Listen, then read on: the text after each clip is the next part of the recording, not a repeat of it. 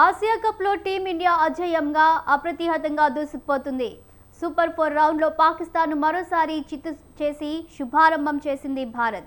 దుబాయ్లో జరిగిన మ్యాచ్లో సూర్యసేన 6 వికెట్ల తేడాతో గ్రాండ్ విక్టరీ సాధించింది. ముందుగా పాకిస్తాన్ 20 ఓవర్లలో 5 వికెట్లు కోల్పోయి 171 రన్స్ చేసింది. ఓపెనర్ ఫర్హాన్ 58 హాఫ్ సెంచరీకి తోడు డెత్ ఓవర్లలో నవాజ్ 21, సల్మాన్ అగ్గా 17, ఫహీం అష్రఫ్ 20 విలువైన పరుగులు జోడించడంతో పాక్ జట్టు భారత్ ముందు 172 పరుగుల టఫ్ టార్గెట్ పెట్టింది.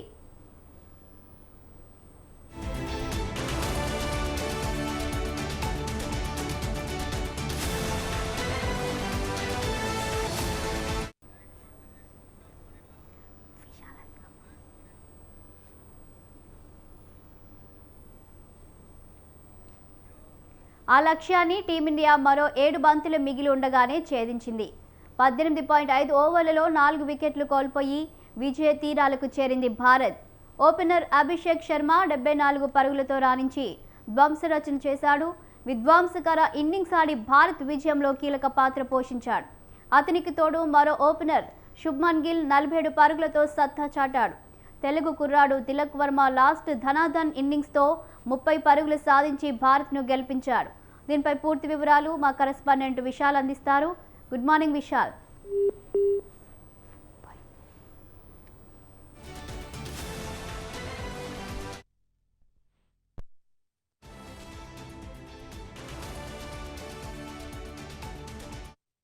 దీనిపై మరింత సమాచారం మా కరెస్పాండెంట్ విశాల్ అందిస్తారు. విశాల్. రైట్, భారత్ పాకిస్తాన్ మధ్య జరిగిన హై వోల్టేజ్ మ్యాచ్ లో భారత్ విజయం సాధించింది. 6 వికెట్ల తేడా తోటి పాకిస్తాన్ పై భారత్ గెలుపొందింది. ఆసియా కప్ 2025 టోర్నీలో భారత్ వరుసగా 4వ మ్యాచ్ లో కూడా గెలిచి టాప్ పొజిషన్ లో నిలిచింది. ఇక భారత్ ఈ టోర్నీలో ఈ సూపర్ 4 లో భాగంగా శ్రీలంక బంగ్లాదేశ్ తోటి తన తదుపరి మ్యాచ్ ఆడనుంది. ఇక పాకిస్తాన్ రెండోసారి భారత్ చేతిలో ఓడిపోయింది. ఇక పాకిస్తాన్ ఒకవేళ ఫైనల్ కి చేరాలంటే ఇంకా మిగిలిన 2 మ్యాచ్లు కూడా గెలవాల్సి ఉంటుంది.